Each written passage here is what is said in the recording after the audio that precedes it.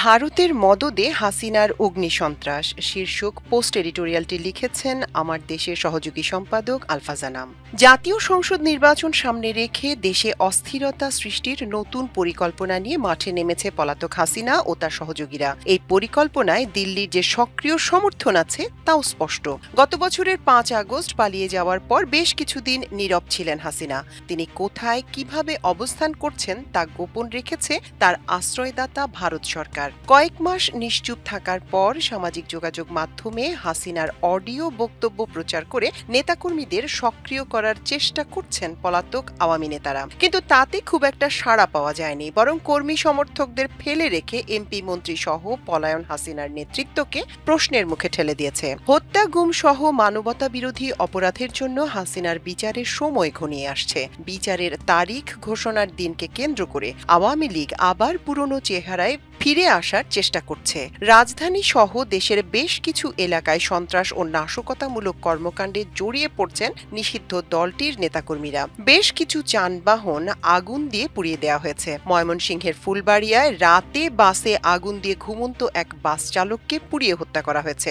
আওয়ামী রাজনীতির ইতিহাসের সঙ্গে জড়িয়ে আছে অগ্নিসন্ত্রাস। বিএনপি নেতৃত্বাধীন জোট সরকারের সময় ২০০৪ সালের ৫ জুন সারা দেশে ২৪ ঘন্টার হরতাল ডেকেছিল আওয়ামী লীগ। তার আগের দিন সন্ধ্যায় শেরাটন হোটেলের সামনে দোতলা বিআরটিসি বাসে গান পাউডার দিয়ে আগুন ধরিয়ে দেওয়া হয়। এতে শিশু সহ ১১ জন মারা যায়। 111-এর পর তৎকালীন যুবলীগ চেয়ারম্যান শেখ ফজলুল করিম সেলিম জিজ্ঞাসাবাদে স্বীকার করেন জাহাঙ্গীর কবির নানক ও মির্জা আজমের পরিকল্পনায় বাসটিতে আগুন ধরিয়ে দেওয়া হয়। তিনি নিরীহ মানুষ হত্যার জন্য এই দুই নেতাকে দায়ী করেন। শেখ হাসিনা এই অগ্নি সন্ত্রাসীদের পুরস্কার হিসেবে মন্ত্রী করেছিলেন। সন্ত্রাসী রাজনীতির গডফাদার হিসেবে পরিচিত এই ৩ আওয়ামী নেতা এখন ভারতে পালিয়ে আছেন। ২০১৪ সালে একতরফা নির্বাচনের সময় এবং পরে আওয়ামী সরকারের বিরুদ্ধে বিরোধী দলগুলো যখন আন্দোলন জোরদার করেছে, তখনই রাজধানী সহ দেশের বিভিন্ন স্থানে বাসে আগুন দিয়ে মানুষ হত্যার ঘটনা ঘটেছে। এমনকি বেশ কয়েকবার ট্রেনে আগুন দিয়ে মানুষ হত্যা করা হয়। এসব অগ্নিকাণ্ডে এমন সব দাহ্য ব্যবহার করা হতো যা সাধারণ বিক্ষোভকারীদের হাতে আসা ছিল অসম্ভব। বাস ও ট্রেনে আগুন দিয়ে মানুষ হত্যার পর বিরোধী দলের শত শত নেতাকর্মীকে আসামি করে মামলা করা হতো। শেখ হাসিনার ১.৫ দশকের নিপীড়নমূলক শাসনে হাজার হাজার মানুষকে এসব মামলায় আসামি করে জেলে পোড়া হয়েছে। এমনকি বিএনপি চেয়ারপারসন বেগম খালেদা জিয়াকে এ ধরনের গাড়ি পোড়ানোর মামলায় আসামি করা হয়েছিল। বিরোধী রাজনৈতিক দলগুলোর পক্ষ থেকে সে সময় বারবার অভিযোগ করা হয়েছিল আওয়ামী লীগ ও গোয়েন্দা সংস্থার লোকজন গাড়িতে আগুন ধরিয়ে মানুষ হত্যার চেষ্টা করছে এবং তার দায় বিরোধী দলের উপর চাপিয়ে দেয়া হচ্ছে। কিন্তু বিরোধী দল দমনের এটি ছিল শেখ হাসিনার বড় অস্ত্র। ছাত্র জনতার অভ্যুত্থানের সময় যেভাবে হাসিনার সরাসরি নির্দেশে বিক্ষোভকারী ছাত্র ও শিশুদের হত্যা করা হয়েছে, তাতে সাধারণ মানুষের কাছে এখন স্পষ্ট আওয়ামী শাসনের ১.৫ দশকে অগ্নি সন্ত্রাসের ঘটনার সঙ্গে আওয়ামী লীগ কিভাবে জড়িত ছিল। এখন পলাতক আওয়ামী লীগ সেই হত্যার পুরনো পথ বেছে নিয়েছে। শেখ হাসিনার বিচার ও জাতীয় নির্বাচন সামনে রেখে দেশে একটি অরাজক পরিস্থিতি সৃষ্টি করা এখন শেখ হাসিনার প্রধান লক্ষ্য। এর মধ্যে ভারত সরকারের সহযোগিতায় পিআর ফার্মের মাধ্যমে কয়েকটি আন্তর্জাতিক গণমাধ্যমে হাসিনার কিছু বক্তব্য প্রচার করা হয়েছে, যেখানে তিনি তার অপরাধ আড়াল করার চেষ্টা করেছেন। একই সঙ্গে নির্বাচন নিয়ে কথা বলেছেন। বিশ্বে তিনি একজন স্বীকৃত খুনি হিসেবে পরিচিত, কিন্তু তিনি খুনের দায় অস্বীকার করছেন। মজার ব্যাপার হলো, সাক্ষাৎকার প্রচার করা সব গণমাধ্যম বলছে পলাতক হাসিনার এটি প্রথম সাক্ষাৎকার, কিন্তু তিনি সব সাক্ষাৎকারে একই ভাষায় এবং একই সুরে কথা বলেছেন। সাক্ষাৎকার দেওয়া হয়েছে ইমেইলে। শেখ হাসিনা সম্ভবত মানসিকভাবে এখনো সুস্থির হতে না পারায় ক্যামেরার সামনে বা প্রকাশ্যে আসার সাহস দেখাতে পারছেন না। এসব সাক্ষাৎকার প্রচার করে হাসিনা আন্তর্জাতিক সম্প্রদায়ের কাছে তার রাজনৈতিক উপযোগিতা দেখানোর চেষ্টা করলেও অভ্যুত্থানের সময় মানুষ হত্যা করার নিষ্ঠুর পরিকল্পনার বিষয়গুলো আবার সামনে এসেছে। এসব সাক্ষাৎকারে ২০২৪ সালের জুলাই আগস্ট ছাত্র জনতার উপর চালানো নারকীয় হত্যাকাণ্ডের দায় হাসিনার অন্যের ঘাড়ে চাপাচ্ছেন। তিনি খুব স্পষ্টভাবে এসব হত্যাকাণ্ড হত্যাকাণ্ডের দায় চাপিয়েছেন পুলিশ সহ বিভিন্ন আইন শৃঙ্খলা রক্ষাকারী বাহিনীর উপর। অথচ বাংলাদেশের গণমাধ্যমের বিভিন্ন সময় বিক্ষোভকারীদের লেথাল উইপন বা প্রাণঘাতী অস্ত্র ব্যবহার এবং হেলিকপ্টার থেকে গুলি করা টেলিফোনের নির্দেশ দেয়া ফাঁস হয়েছে। এসব তথ্য প্রমাণের ভিত্তিতে তাকে বিচারের মুখোমুখি করা হচ্ছে। জাতিসংঘের মানবাধিকার হাইকমিশনের কার্যালয়ের প্রতিবেদনে জুলাই আগস্টের গণ অভ্যুত্থানের সময় ১,৪০০-র বেশি মানুষ নিহত হওয়ার তথ্য প্রকাশ করা হয়েছে, যার মধ্যে ১২-১৩% ছিল শিশু। বিভিন্ন গণমাধ্যমে প্রকাশিত তথ্য অনুযায়ী ১৩৩ শিশু কিশোর শহীদ হয়েছে।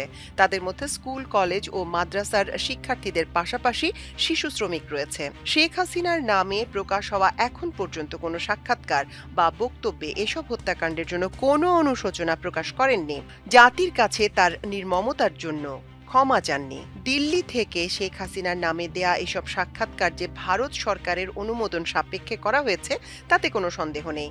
বাংলাদেশের পক্ষ থেকে ভারতের কাছে অনুরোধ করা হয়েছিল দেশের শান্তি স্থিতিশীলতার স্বার্থে হাসিনা যেন তার মুখ বন্ধ রাখেন। বাংলাদেশের প্রধান উপদেষ্টার এই আহ্বান ভারত সরকার তো আমলে নেয়নি, বরং ভারতের প্রতিরক্ষা মন্ত্রী রাজনাথ সিং সম্প্রতি ভারতের একটি গণমাধ্যমের সাক্ষাৎকারে অন্তর্বর্তী সরকার প্রধান নিয়ে ঔদ্ধত্যপূর্ণ মন্তব্য রেখেছেন। তিনি বাংলাদেশের প্রধান উপদেষ্টা ডক্টর মোহাম্মদ ইউনূসকে কথাবার্তায় সতর্ক থাকার আহ্বান জানিয়েছেন। রাজনাথের এই ধরনের বক্তব্য থেকে বোঝা যায় বাংলাদেশে শেখ হাসিনার নির্দেশে যে অগ্নিসন্ত্রাস চালানোর চেষ্টা করা হচ্ছে সেগুলোর পেছনে ভারতের সমর্থন রয়েছে। পলাতক আওয়ামী নেতারা কলকাতায় বসে তার সমর্থকদের নির্দেশনা দিচ্ছেন। বাংলাদেশকে অস্থিতিশীল করার ভারতের এই ভূমিকা নতুন নয়। মুজিবের একদলীয় শাসনের পতনের পর কাদের সিদ্দিকীর নেতৃত্বে আওয়ামী সন্ত্রাসবাদীরা ভারতে পালিয়ে গিয়ে বাংলাদেশের সেনাবাহিনীর বিরুদ্ধে যুদ্ধ ঘোষণা করেছিল। জিয়াউর রহমানের সরকার তাদের কঠোরভাবে দমন করেছিলেন। সেই কাদের সিদ্দিকী এখন আবার দেশের ভেতর তৎপর হয়ে উঠেছেন। তিনি সম্প্রতি বলেছেন ১৪ দল ছাড়া নাকি তিনি নির্বাচনে যাবেন না। বোঝা যাচ্ছে ভারত তার সব শক্তি মাঠে নামিয়েছে। হাসিনার ১.৫ দশকের শাসনে গুম, খুন ও গণতন্ত্র হত্যার সঙ্গে ভারত সরাসরি জড়িত ছিল। বাংলাদেশ থেকে গুম হওয়া সুখরঞ্জন বালি ও বিএনপি নেতা সালাউদ্দিন আহমেদকে ভারতে পাওয়া গিয়েছিল। এই দুটি ঘটনা থেকে সুস্পষ্টভাবে প্রমাণ হয় ভারত কিভাবে এ দেশের গুম খুনের সঙ্গে জড়িত। সম্প্রতি গুম কমিশনের ডকুমেন্টারিতে এই ধরনের আরও কয়েকটি ঘটনার বিষয় তুলে ধরা হয়েছে। এছাড়া গণতন্ত্র হত্যা ও নির্বাচন কলুষিত করার বহু উদাহরণের মধ্যে একটি হল ২০১৪ সালে নির্বাচনের আগে সুজাতা সিংয়ের ঢাকায় আগমন। বাংলাদেশ যখন ১.৫ দশক পর অংশগ্রহণমূলক নির্বাচনের প্রস্তুতি নিচ্ছে, তখন দিল্লিতে থাকা হাসিনাকে আবার সক্রিয় করেছে ভারত। লুটের অর্থ খরচ করে একদিকে আন্তর্জাতিক গণমাধ্যমে প্রচারণা চালানো হচ্ছে, অন্যদিকে অর্থের বিনিময়ে নিষিদ্ধ নেতাকর্মী ও সমাজ বিরোধী অপরাধীদের মাধ্যমে দেশে অগ্নিসংযোগ ও বোমাবাজির মাধ্যমে নির্বাচন বানচালের কৌশল নেওয়া হয়েছে। সাধারণ মানুষ হাসিনার বোমাবাজি বা অগ্নিসন্ত্রাসে ভীত হবে এমনটা ভাবার কোনো কারণ নেই, কারণ দেশের মানুষ শুধু তাদের পরাজিত করেনি, দেশ ছাড়া করতে বাধ্য করেছে। নিষিদ্ধ আওয়ামী লীগ অগ্নিসন্ত্রাসের এই সাহস পেত না যদি রাজনৈতিক নেতারা ঐক্যবদ্ধ থাকতেন। আওয়ামী লীগের ৫ থেকে ৭% ভোটের আশায় এই রাজনৈতিক নেতারা এখন সন্ত্রাসী সংগঠনের নেতাকর্মীদের কোলে তুলে নেয়ার চেষ্টা করছেন। সম্প্রতি বিএনপি মহাসচিব বলেছেন, আওয়ামী লীগের বিরুদ্ধে যত মামলা আছে সব তুলে নেওয়া হবে। তার এই বক্তব্যের ভিডিও মুহূর্তের মধ্যে ছড়িয়ে পড়ে। পরে অবশ্য বলেছেন তিনি সব মামলা তুলে নেওয়ার কথা বলেননি। ১.৫ দশকে আওয়ামী লীগের অত্যাচারের শিকার বিএনপি নেতাকর্মীরা স্থানীয় পর্যায়ে আওয়ামী লীগের বিরুদ্ধে করা অধিকাংশ মামলার বাদী। মির্জা ফখরুলের উচিত এসব মামলা তুলে নেয়ার আগে তার দলের নেতাকর্মীদের বিরুদ্ধে ব্যবস্থা নেয়া। তিনি এ ধরনের ঢালাও বক্তব্য দিয়ে আওয়ামী সন্ত্রাসী ও নিপীড়কদের বিচারকে প্রশ্নবিদ্ধ করছেন। এর আগে জামাতের আমিরও সবাইকে মাফ করে দেওয়ার কথা বলেছিলেন। অন্যদিকে ছাত্রদের রাজনৈতিক দল জাতীয় নাগরিক পার্টির মধ্যেও চলছে কিভাবে ক্ষমতায় যাওয়া যায় তা নিয়ে দলের মধ্যে কামড়াকামড়ি।